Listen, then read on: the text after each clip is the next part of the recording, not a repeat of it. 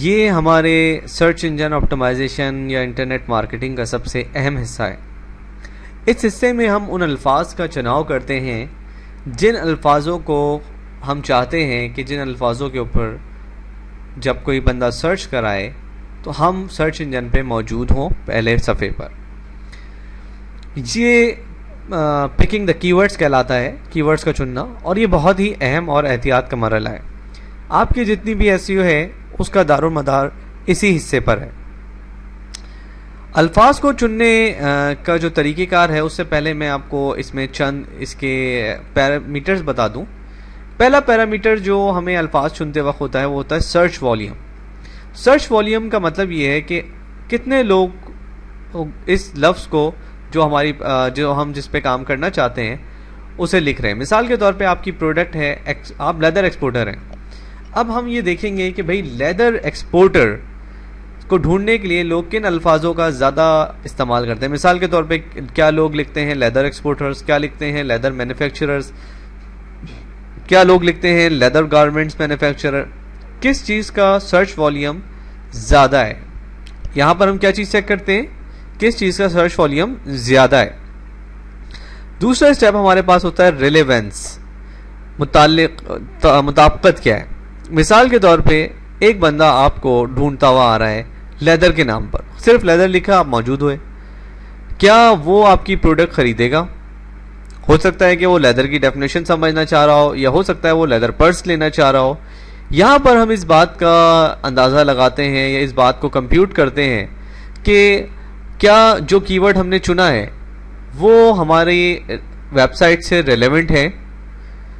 अगर हम कोई प्रोडक्ट बेच रहे हैं तो यहाँ पर हम देखते हैं कि आया कि ये इस कीवर्ड पे आने वाला शख्स हमारी प्रोडक्ट खरीदेगा, या अगर हम कोई प्रोडक्ट नहीं बेच रहे और हम एडसेंस के हवाले से वेबसाइट चला रहे हैं या कोई एफिलिएट नेटवर्क की और वेबसाइट है, तो हम ये इस बात का अंदाज़ा लगाते हैं या इस बात को कंप्यूट करते हैं कि क्या ये इस कीवर्ड को ढूंढते हुए जो विजिटर हमारे पास आएगा क्या वो हमारे पास वापस भी आएगा। इन तमाम चीज़ों को तय करना रेलेवेंस कहलाता है। इसमें भी हम देखते हैं कि रेलेवेंस सबसे ज़्यादा से ज़्यादा हो। तीसरी चीज़ यहाँ पर आपको नज़र आ रही है डिफ़िकल्टी और कंपटीशन। आया कि ये कीवर्ड आसानी से टॉप पर आ जाएगा या इसका जो इसका कंपटीशन है जिन साइट से वो आसान है या मुश्किल है। यहाँ पर हमारी कोशिश होती है कि हम इसे लो से लो रखें।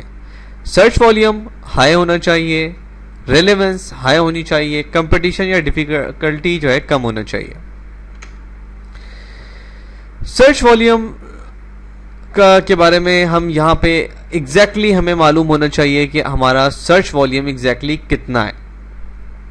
सर्च वॉल्यूम जो है ये यहाँ पर अगर हम गैस वर्क करते हैं, हम कोई अंदाज़ा लगाते हैं कि इस चीज़ को लोग ज़्यादा सर्च कराते होंगे, तो यहाँ पर हमारी एसईओ की पूरी कैंपेन इंटरनेट मार्केटिंग की ख़तरे में पड़ सकती है।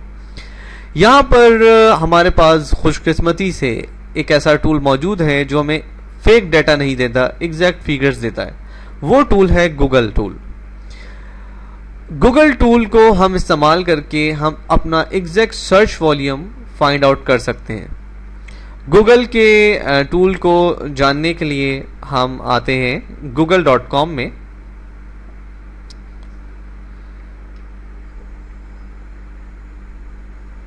जनाब गूगल में हम जब आते हैं तो हमारे सामने एक एडवर्टाइजिंग प्रोग्राम का लिंक आता है। जब हम इस एडवर्टाइजिंग प्रोग्राम में आते हैं तो हमारे सामने दो चीज़ें आती हैं, एक फॉर एडवर्टाइजर है और एक फॉर साइट ओनर है। देखिए मैं थोड़ा सा इसका तारुफ कराता चलूँ, हमारे टॉपिक से एग्जैक्टली रेलेवेंट तो नहीं है लेकिन बहुत सारे लोगों के दिमाग में आएगा कि ये एडसेंस क्या है, ये एडवर्ड क्या है।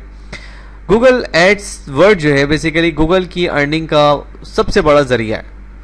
गूगल की जो भी सर्विसेज हम अवेल कर रहे होते हैं वो फ्री होती हैं, लेकिन एडवर्ड के जरिए गूगल अर्निंग कर रहा होता है। एडवर्ड का मतलब ये है कि जो लोग गूगल से विजिटर्स खरीदना चाहते हैं वो गूगल एडवर्ड के जरिए गूगल को पैसे देके विजिटर्स खरीद सकते हैं। वो विजिटर्स गूगल कैसे प्रोवाइड करता है, मिसाल के तौर पे जो लोग गूगल में सर्च कर रहे होते हैं वो जब सर्च करते हैं, जिस तरह हमने देखा था एसएमएस मार्केटिंग को सर्च करते हुए एसएमएस कास्टर ने पेपर क्लिक ऐड लगाए हुए थे। पेपर क्लिक ऐड लगाने का गूगल में जो तरीका है वो एडवर्ड है। साथ ही साथ गूगल ने अपने सर्च इंजन के अलावा ऐसे बहुत सारे लोगों का एक नेटवर्क बनाया हुआ है जिसको ये कहता है advertising network. In advertising network की साइट्स के ऊपर गूगल अपने क्लाइंट्स के ऐड लगा देता है और वहाँ से जितने भी क्लिक्स होते हैं, जितने भी विजिटर्स गूगल के क्लाइंट की साइट्स पर आते हैं, उन्हें वो पैसे देता है। किसे पैसे देता है? जो साइट ओनर होते हैं। तो यहाँ पे वो हमारे पास सामने प्रोग्राम आया था फॉर साइट ओनर। ये जो है बेसिकली प्रोग्राम का नाम है एडसेंस। जिस तरह की आपकी जो भी साइट्स हैं, आप उसके ऊपर एडसेंस में साइन अप होके अपना अकाउंट बना के एडसेंस के ऐड लगा के भी यहाँ से रेवेन्यू हासिल कर सकते हैं। जनाब, अभी हम देख रहे थे गूगल का सर्चिंग टूल जो हमें बताया कि भाई हमारा सर्च वॉल्यूम कितना है। उसको चेक करने के लिए हम आ जाते हैं एडवर्ड में। एडवर्ड पे मैंने क्लिक कर दिया है। एडवर्ड में हमारे सामने एक ऑप्शन आता है कॉस्ट एंड पेमेंट का। कॉस्ट एंड पेमेंट पे जब हम क्लिक करते हैं तो हमारे सामने एक ऑप्शन आता है एस्टीमेट कीवर्ड कॉस्ट। यहाँ पे जनाब अली हमारे सामने आता है कि अपना कीवर्ड डालें, तो वो आपको उसकी सारी की सारी हिस्ट्री ज्योग्राफी बताएंगे। कीवर्ड्स हमने अपने पहले से कॉपी किए हुए थे। लेदर एक्सपोर्टर मैंने किया हुआ है, leather manufacturers, leather exports garment. आप अपने जो भी कीवर्ड्स हैं यहाँ पर आपसे वो उनको ना कोई डिजिट पूछता है। अगर पूछे तो बता दें, नहीं पूछता तो कोई बात नहीं।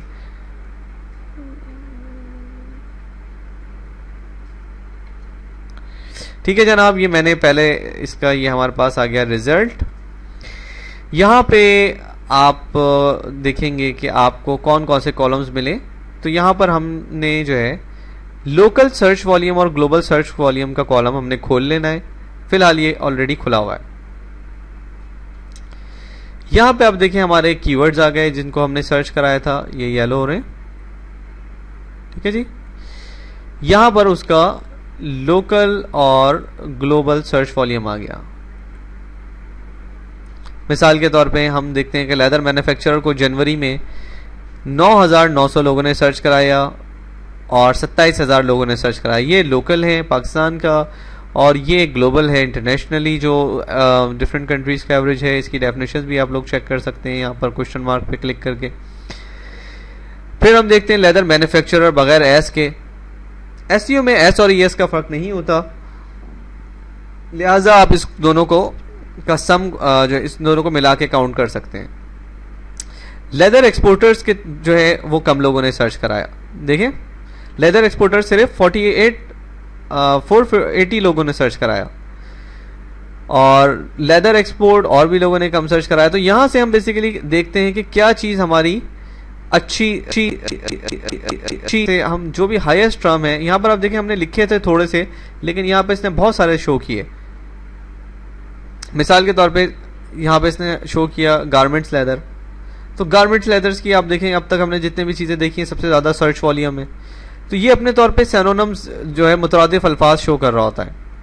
यहाँ पे कोशिश करें कि आपकी फील्ड के जो सबसे ज़ायद अल्फाज हैं उन्हें आप चुनें।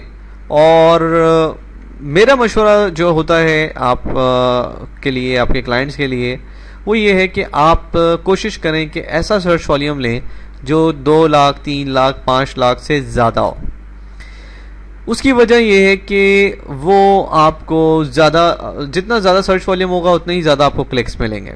ये बात तो एक कॉमन सी है। ठीक है जी, तो ये हमारा तरीका है सर्च वॉल्यूम चेक करने का।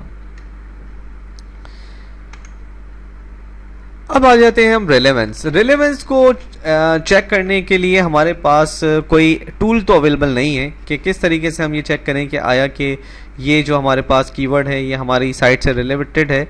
लेकिन इसके लिए जो सबसे ज़रूरी चीज़ है वो मेक योर ओन एस्टीमेट्स। आप खुद अंदाज़ा करें कि आपके क्लाइंट की साइट के लिए, आपकी साइट के लिए ये कीवर्ड बेहतर रहेगा या नहीं रहेगा, और क्या चीज़ ढूंढते हुए अगर लोग आएंगे तो वो आपकी प्रोडक्ट को बाय करेंगे।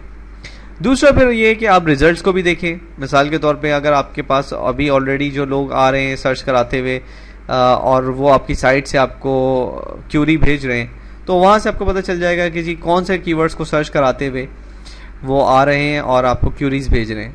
साथ ही साथ अगर आपने पे पर क्लिक पे एड्स लगाते हैं, यानी गूगल एडवर्ड के थ्रू आप एड्स लगाते हैं, तो उसमें आपने किन कीवर्ड्स के ऊपर एड्स लगाए और उनसे क्या रिजल्ट लगा, वो उससे भी आप रेलेवेंसी को कंप्यूट कर सकते हैं। अब हम आ जाते हैं डिफ़िकल्टी के लिए। डिफ़िकल्टी के लिए कंट्रोल करना जो है वो कंप्यूट करने के बहुत सारे तरीके हैं। देखिए जी, डिफ़िकल्टी का मतलब ये है कि मिसाल के तौर पे आप और हम जो है आपस में कोई मुकाबला करते हैं। मिसाल के तौर पे आप कहते हैं जी कार रेसिंग, मैं एक तेज़ कार नहीं चला सकता, आप तेज़ कार चला सकते हैं, तो डेफिनेटली मेरे लिए आप एक डिफ़िकल्ट कंपटीटर होंगे। लेकिन अगर हम बात करते हैं search engine optimization, internet marketing में हम कम्पिटिट करते हैं, तो मे बी कि मैं आपको ज़्यादा टफ टाइम दूं और ज़्यादा आपसे अच्छा कम्पिटिट करूं। तो बेसिकली डिफ़िकल्टी का मतलब ये होता है कि हम जिन साइट्स को जो ऑलरेडी मौजूद हैं, हम उनको जहाँ पे उनकी जगह पे हम आना चाह रहे हैं, उनकी उस कीवर्ड्स के ऊपर जो साइट मौजूद हैं वो उन्हें हटाना वहाँ से आसान है या मुश्किल है। ये बेसिकली उसकी कीवर्ड डिफ़िकल्टी होती है। इसमें हम साइट्स की स्ट्रेंथ को चेक कर सकते हैं। इसको कंप्यूट करने का जो एक तरीका है कि हम देखते हैं कि ऑलरेडी जो साइट्स मौजूद हैं उनकी स्ट्रेंथ क्या है। फिर हम इसमें देखते हैं कि एडवर्ड में उनकी सीपीसी क्या है। और बहुत सारे लोग नंबर ऑफ रिजल्ट्स को भी चेक करते हैं, जो कि कोई बहुत अच्छा आइडिया नहीं है। नंबर ऑफ रिजल्ट को चेक करना मेरे मुताबिक कोई it's not a good idea, क्योंकि बहुत सारे रिजल्ट्स ऐसे होते हैं जो इस पर एसईओ हुई भी नहीं होती प्रॉपरली, तो उन्हें वहाँ से हटाना आसान होता है। तो हम इसको चेक करते हैं कि अगर हमें किसी कीवर्ड को की डिफ़िकल्टी को चेक करना हो तो उसके हमारे पास क्या क्या तरीके हैं। यहाँ पर मैं आपको बताता चलूँ कि हमारे पास एक टूल भी मौजूद है जिसके ज़रिए हम मालूम कर सकते हैं। गूगल ही का टूल है। हम गूगल में जाते हैं, सॉरी गूगल का नहीं है, ये मशहूर वेबसाइट्स के टूल्स होते हैं जो हमें कीवर्ड डिफ़िकल्टी में हेल्प आउट करते हैं। मिसाल के तौर पे हम यहाँ पे लिखते हैं जनाब कीवर्ड वर्ड डिफ़िकल्टी टूल। ये यहाँ पर हमारे सामने टूल्स खुल जाएंगे जो हमें बताएंगे कि भाई किस चीज़ की डिफ़िकल्टी लेवल कितना है। मैं जो सबसे ज़्यादा यूज़ करता हूँ वो एसईओ लॉग्स, ये वाला। दोनों में से कोई भी यूज़ किए जा सकते हैं।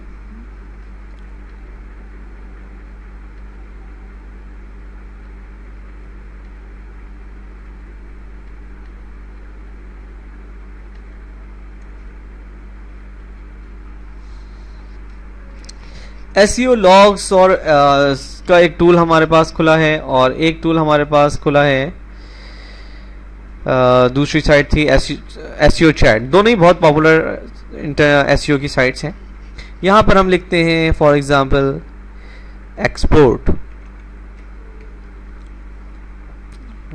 एक्सपोर्टर्स और हम इसे सबमिट करा देते हैं। ये आप देखें, इसने वेरी इजी से वेरी डिफ़िकल्ट तक में इसे 60 मार्क्स दिए हैं, यानी कि ये एक मुश्किल कीवर्ड है। देखें 15, 20, 25, 30 तक आसान होता है, 30 से 50 तक मुश्किल होता है, 50 से 80 तक बहुत मुश्किल होता है, 80 से 100 तक ऑलमोस्ट नामुमकिन के करीब हो जाता है। ये इसका अपना कंप्यूट करने का अंदाज है। इसको हम कंट्रोल करने के लिए हम इसके साथ लेस पॉपुलर वर्ड्स लगा देते हैं। मिसाल के तौर पे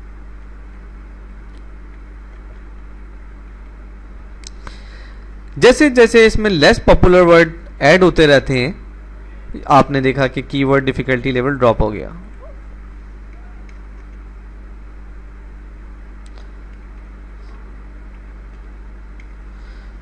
हमने मजीद इसमें एक वर्ड ऐड किया। मुमकिन है कि कीवर्ड बढ़ा भी दे डिफिकल्टी, क्योंकि पाकिस्तान जो है वो एक पॉपुलर वर्ड है। हम चेक करते हैं क्या रिजल्ट आता है।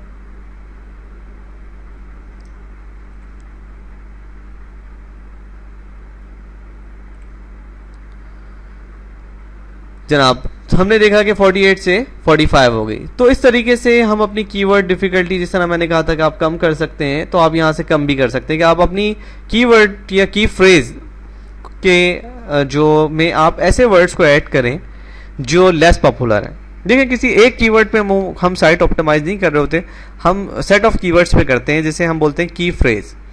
तो की फ्रेज की जो डिफिकल्टी लेवल है उसको कम करने के लिए हम उसमें लेस पॉपुलर वर्ड्स को ऐड करते हैं।